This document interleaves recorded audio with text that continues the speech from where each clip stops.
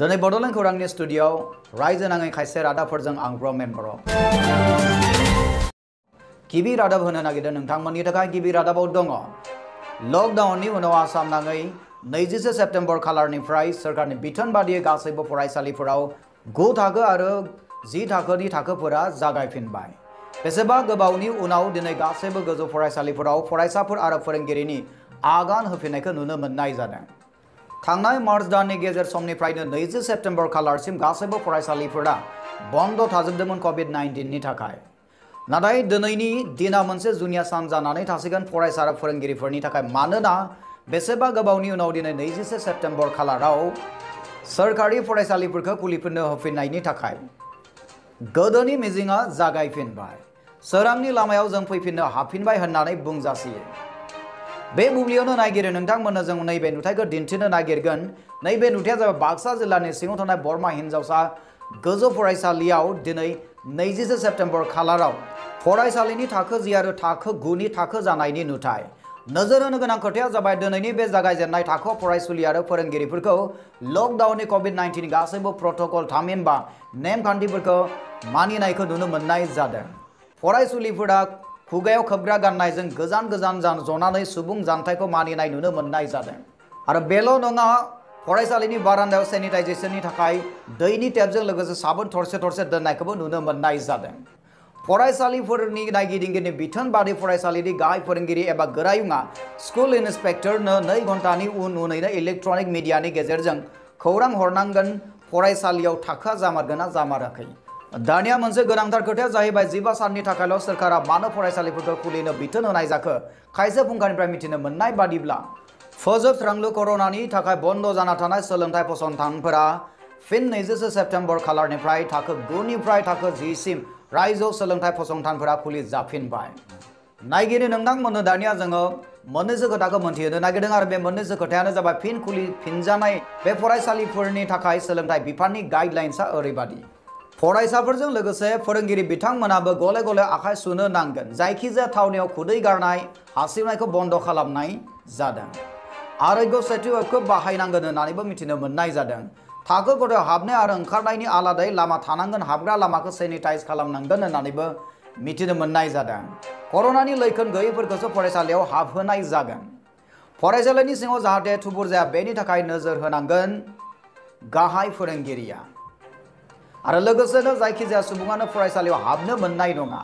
आरो बेनि अनगायैबो फरायसाफोरा फरायसालियाव थाखो खालामनायनि थाखाय बिमा बिफा बा बिगोमानिफ्राय गांसे आर'जलाइ लानानै फैनांगोन। बे आर'जलाइयाव बिगोमा सागान होनानै बुंनो नांगोन जे गावनि फिसाखौ फरायसालियाव बे कभिडनि समाव थाखो खालामनो मोन्थाय होनायनि। बेनि अनगायैबो जोबोद गोनांथार खोथाया जाबाय पेन्सिल, राबार, खाथा, दैनि बथलफोरखौ फरायसा फरायसुलिफोरा सासेनिफ्राय गुबुन सासेनो रानलायनो मोननाय नङा। आरो मोनथिनो मोनबावनाय जादों दि मोनफ्रोमबो थाखोनि फरायसा फरायसुलिफोरखौ मोननै बाहागोआव खालामनाय जागोन।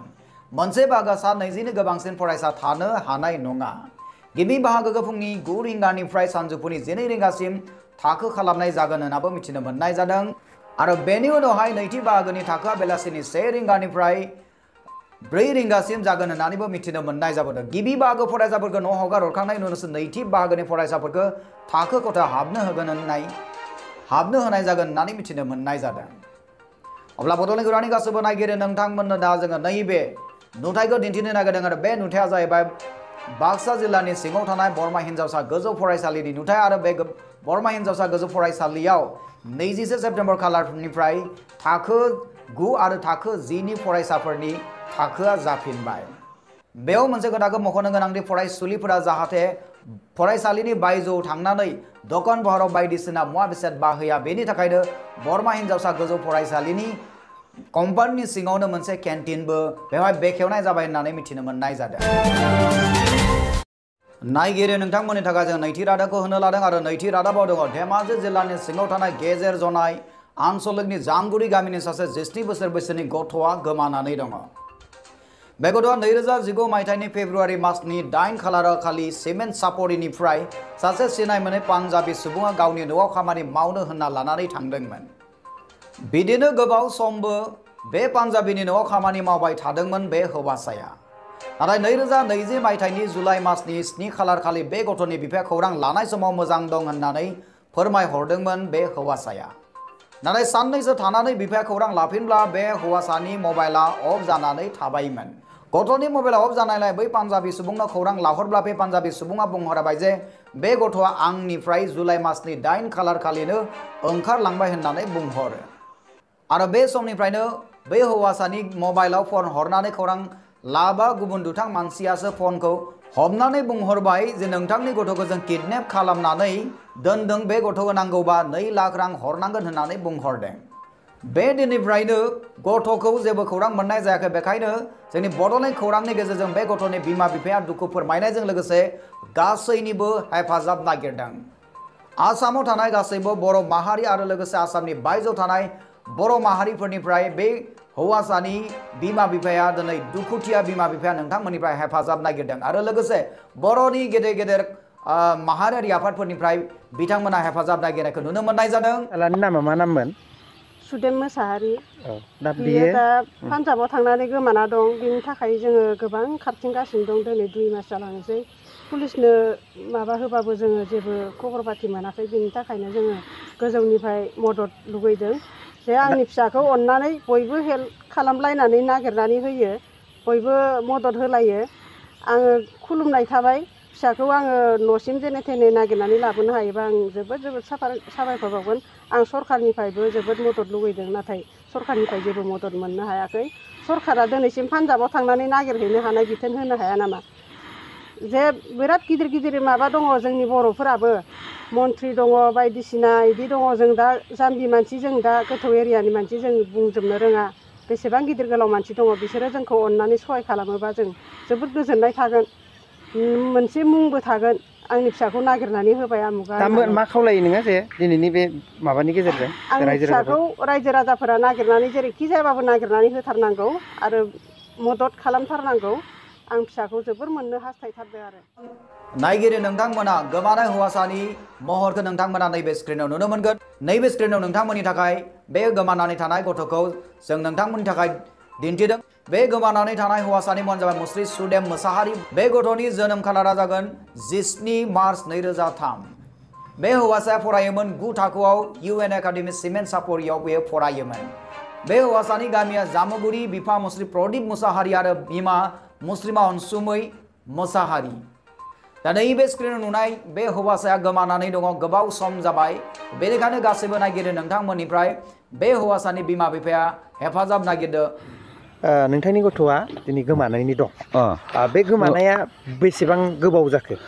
थांनाय 2019 मायथाइनि फेब्रुवारि मासाव 8 तारिखआव थांदों बियो।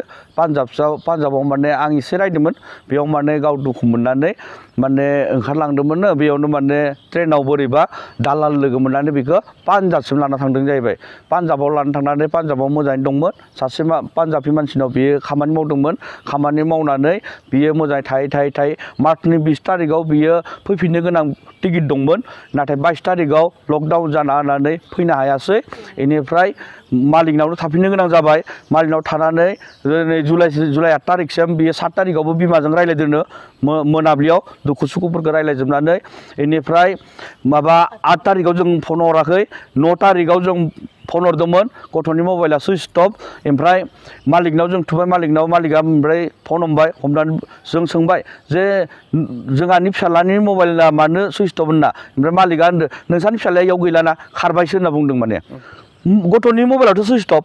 जों सुइच अफखौ माने थुनायबाय थादों, ट्राइ खालामबाय थादों आरो गथ'नि मबाइला मालिकखौ गिनानै बियो खाथियाव थानाय समाव सुइच अफ खालामना लानो हागौ होननानै। ओमफ्राय बेफोरबायदि माने जोङो ट्राइ खालामबाय थानो 17 तारिख खालि बिनि मबाइला अन जाबाय। अन जाबा जों गोसोखौ मोजां मोनबाय। आसामफोर खाथि मोनफैबाय नामा गथ'आ, ओंखायनो मबाइलखौ अन खालामबाय होननानै जों गोसोखौ मोजां मोनबाय। मोजां मोननानै राजा होनबाय। राजा होनबाथाय माने बेलेग असिनाखि मानसियासो कुन राजा बिदि बुंबाय। माने ओमफ्राय इदि बुंबाथाय माने जों बुंबाय आरो इथ' जोंहानि फिसालानिसो नाम्बारमोन ओमफ्राय बोरै माने नोंसोर मोनखो होनना ओमफ्राय जों बुजि हायैनि थाखाय गगा मोननै गुमै दंमोन बेनो जों एसे रायलायनायलाय गुमै माबा जोंना रेकर्डबो जाया नोङो आरो रेकर्डबो खालामना लाखि होननानै बे माबाखौ इसोरनि रायलायनायफोरखौ रेकर्डबो खालामबाय आरोखि मा इनिफ्राय बुंदों माने नोंनि गथ'आ गोथाङैनो दङ नोंनि गथ'खौ नांगौबा जोंनो 2 लाख फैसा नांगौ 2 लाख फैसा नोङो हरनो हायाबाथाय जोङो माने बुथारनाबो गारनो हागौ खामानिबो मावनो हागौ जोंनि गोसो जों मावगोन बिदि बुंदों आरो नोङो बे खोथाखौ खोनानानै बिथांमोनखौ मा बुंहरनाय ओमफ्राय बिथांमोनखौ आं बिराद रिकुवेस्ट खालामहरदो जों लासै लासैबाबो हरगोन गथ'जों जोङो रायलायनो हो होनबाय थादों फनखौ रायलायनो होआखै ओमफ्राय माबा खुगा हमथेना अआ बुंनाय मोनसे हरदो दा गथ'नि ना नंगौना नङा जों बेखौ बुंनो हाया भिडिअ कलबो खालामाखै नोंथांनि गथ'आ बेसेसो बैसोनिमोन जा 17 बोसोरनि भाई फरायदोंना फरायाखै फरायदोंमोन क्लास 9आव सिमेन्ट सापरियावनो इउएनबि एकाडेमियाव फरायना दंमोन डान्सबो लादों बे सिलाफोथाराव ओमफ्राय दाथ' नोंथांनि गथ'आ गोमानाया 2 दानसो जाबाय दा बे समाव नोङो पुलिसनो एफआइआरफोर होदोंमोन जोङो 17 तारिखै खबर मोननानै जुलाइनि 18 तारिखैनो एफआइआर मोनसे होदोंमोन बे एफआइआर होनाया माने जोंना आसामिसनि एफआइआर लिरनाय जादोंमोन बियोलायनो पान्जाबाव सिनायनो हायिनि थाखाय बुजिनो हायिनि थाखाय इंलिससो होफैनांगौ जादों बेखायनो माने जोङो 9 आगस्टआव जोङो इंलिसजों लिरनानै मोजाङै होफिनदोंमोन होनानै नाथाय दिनैसिमबो जोंना पुलिस माबाया जोंनो दिनैसिमबो जेबो खौरां होनो हायाखै जेबो रिपर्ट होनो हायाखै दाथ' नोंथाङा आको पुलिसनावनो फैफिनदोंमोन दिनैसिमाव मा बुंदों बिथांमोन दिनैसो आङो 19 तारिख माबानि सेप्तेम्बरनि दिनैबो आं पुलिस थानायाव फैफिनबावदोंमोन असि बिथाङा बुंनाय बायदिब्ला माने पान्जाबाव थांनानै नागिरहैनांगोन बा नागिरनो हानांगोन बिदिसो बुंनो नागिरदों